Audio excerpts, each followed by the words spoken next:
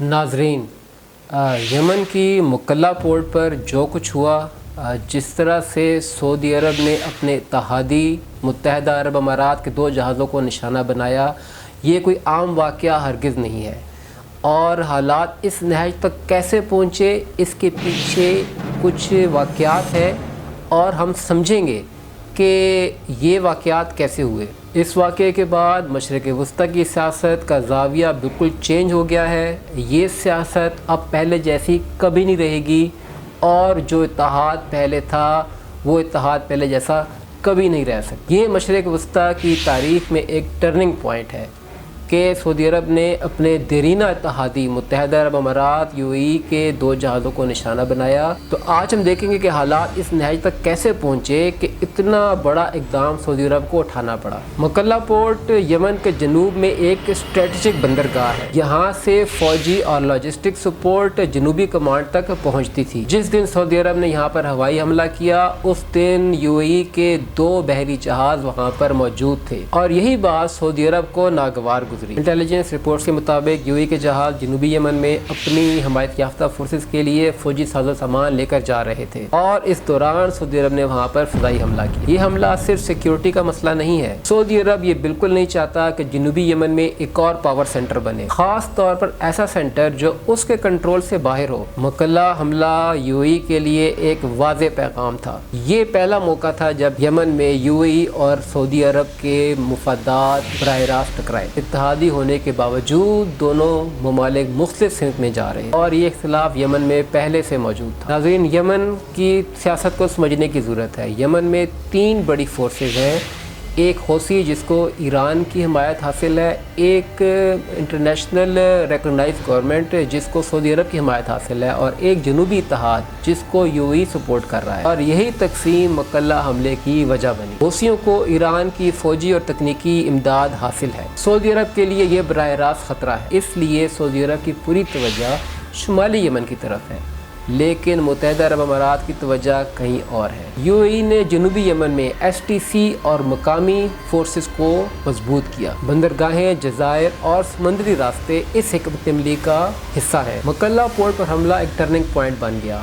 اس کے بعد سے جو اتحاد میں جو اختلافات تھے وہ خاموش نہیں رہے، بلکہ کھل کر سامنے آ گئے، اور یہی ماڈل ہمیں سوڈان میں بھی نظر آتا ہے۔ یہ یمن، سوڈان اور لیبیا، یہ تینوں ممالک کے جو بھی اس وقت معاملات چل رہے ہیں سب انٹر کنیکٹڈ ہیں۔ آج ہم سمجھیں گے کہ یمن، لیبیا اور سوڈان میں سعودی عرب اور متحدہ عرب امارات کے مفادات کیسے ٹکرا رہے ہیں آپس میں، اور دونوں ممالک کن گروپس کو سپورٹ کر رہے ہیں۔ سوڈان میں ریاست کمزور اور ملیشیا طاقتور ہے۔ RSF جسے حمیتی لیڈ کر رہا ہے وہاں پر ایک اہم کردار ادا کر رہا ہے، اور یہاں بھی سعودی عرب اور UAE کے مفادات الگ الگ ہیں۔ سوڈان کی گولڈ مائنز صرف معاشی نہیں بلکہ اسٹریٹجک اہمیت رکھتی ہیں۔ UAE کا جھکاؤ RSF کی طرف ہے، جبکہ سعودی عرب سیاسی حل کی کوشش کر رہا ہے۔ یہی اختلاف ہمیں لیبیا میں بھی نظر آتا ہے۔ لیبیا میں 2 طاقتیں ہیں، طرابلس حکومت اور general Haftar. UAE general Haftar کی حمایت کرتا ہے۔ سعودی عرب ایک محتاط رویہ رکھے ہوئے ہے، ہر جگہ ایک ہی پیٹرن ہے۔ پیٹرن واضح ہے، UAE زمین پر اثر رکھنا چاہتا ہے، اور سعودی عرب ریاستی توازن اور سٹیبلٹی چاہتا ہے۔ دونوں ممالک کی یہی اپروچ بار بار ٹکراؤ کا سبب بن رہی ہے۔ اب واپس تجارت اور بندرگاہوں پر آتے ہیں۔ بندرگاہیں آج کی جنگوں میں ہتھیاروں سے زیادہ اہم ہو گئی ہیں۔ کنٹرول کا مطلب ہے اثر و رسوخ۔ یہی بات فجیرہ اور گوادر سے جڑی ہوئی ہے۔ فجیرہ پورٹ UAE کا اسٹریٹجک اثاثہ ہے، لیکن گوادر پورٹ اگر فلی آپریشنل ہو گئی تو وہ لوکل ٹریڈ روٹس کو بدل سکتی ہے۔ یہ تبدیلی اگر واقع ہوئی تو یہ UAE کے لیے باعث تشویش ہے۔ اب مشرق وسطیٰ کے حالات کو سمجھنے کے لیے ہمیں یہ بھی دیکھنا ہوگا کہ سعودی عرب نے اپنی خارجہ پالیسی کو ایک مختلف رخ دیا ہے۔ اب سعودی عرب اپنی خارجہ پالیسی میں زیادہ خود مختار ہو گیا ہے، اور اس کا UAE پہ ڈپینڈنسی، اس کا انحصار UAE پہ کافی حد تک کم ہو گیا ہے۔ یہ تبدیلی سعودی عرب کی قیادت سے جڑی ہے۔ محمد بن سلمان نے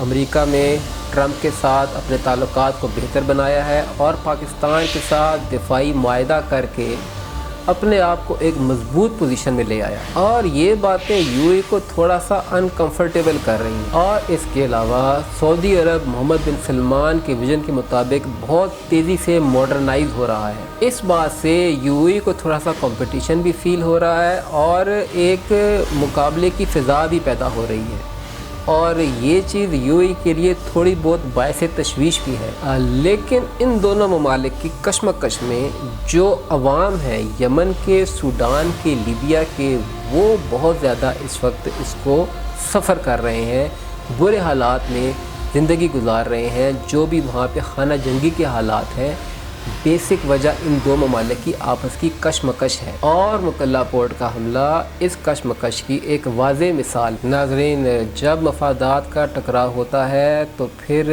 اتحاد ٹوٹ جاتا ہے۔ اس واقعے میں ہم بہت آسانی سے دیکھ سکتے ہیں کہ کس طرح سعودی عرب نے ایک بالکل واضح پیغام دیا متحدہ عرب امارات کو کہ مزید یہ بات برداشت نہیں کی جائے گی، کیونکہ سعودی عرب اس وقت فل سپورٹ کر رہا ہے۔ وہاں پر جو مرکزی حکومت ہے، جو انٹرنیشنلی ریکگنائز جو گورنمنٹ ہے، سعودی عرب اس کو سپورٹ کر رہا ہے، لیکن متحدہ عرب امارات جنوبی اتحاد کو سپورٹ کر رہا ہے، جس نے ریسنٹلی بہت سارے علاقے انہوں نے قبضہ کر لیے، اور سعودی عرب کو یہ بات بہت ناگوار گزری۔ تو شروع میں جب سعودی عرب اور متحدہ عرب امارات دونوں یمن میں داخل ہوئے تو اس وقت ان کا ایک ہی ٹارگٹ تھا، وہ تھا حوثی اور ایران کا یمن میں اثر و رسوخ کم کرنا۔ لیکن وقت گزرنے کے ساتھ ساتھ سعودی عرب کی پوری کوشش ہے کہ یمن میں ایک مرکزی حکومت ہو، پورا یمن یکجا ہو اور وہاں پر پولیٹیکل سٹیبلٹی ہو۔ لیکن متحدہ عرب امارات یو اے کا ٹارگٹ کچھ اور ہے۔ متحدہ عرب امارات وہاں پر جنوبی حصے میں جو پورٹس ہیں، گلف آف عدن کے ساتھ جو پورٹس ہیں، باب المندب کا علاقہ، سقوطرہ آئی لینڈ، یہ متحدہ عرب امارات یو اے کی نظریں ان پر ہیں، اور وہ جو بھی ٹریڈ روٹس ہیں ان کو کنٹرول کرنا چاہتا ہے۔ اور یو اے کا کیونکہ بارڈر نہیں لگتا ڈائریکٹ یمن سے، تو یمن میں پولیٹیکل سٹیبلٹی ہے یا نہیں ہے، امن ہے یا نہیں ہے، یو اے کو اس سے کوئی بہت زیادہ فرق نہیں پڑتا، لیکن فرق پڑتا ہے سعودی عرب کو، اور اس لیے سعودی عرب نے یہ ایک واضح پیغام دیا ہے کہ اس کے بعد مزید یہاں پر کوئی دراندازی قابل قبول نہیں ہوگی، اور سعودی عرب نے الٹیمیٹم دیا یو اے کو کہ 24 آورز میں 24 گھنٹوں کے اندر اپنی فوج، اپنے جو بھی 24 گھنٹوں کے اندر اپنی فورسز کو یمن سے نکالیں۔ تو اس کے جواب میں یو اے نے بھی پازیٹیو جواب دیا، کیونکہ وہ بھی ڈائریکٹ جو ہے وہ کنفرنٹیشن نہیں چاہتا سعودی عرب کے ساتھ۔ سعودی عرب بہت بڑا ملک ہے، بہت بڑی طاقت ہے، اور یو اے نے اس وقت بہتر جانا کہ ان کے الٹیمیٹم کو پازیٹیو لیا جائے اور اس کو مانا جائے، اور وہاں سے اپنی فورسز کو موو کرنا شروع کر دیا ہے۔ لیکن ناظرین، کیا آپ کو لگتا ہے کہ یہ اتحاد پہلے جیسا رہے گا یو اے کا اور سعودی عرب کا، یا جس طرح سے پہلے چل رہا تھا معاملات ویسے ہو جائیں گے؟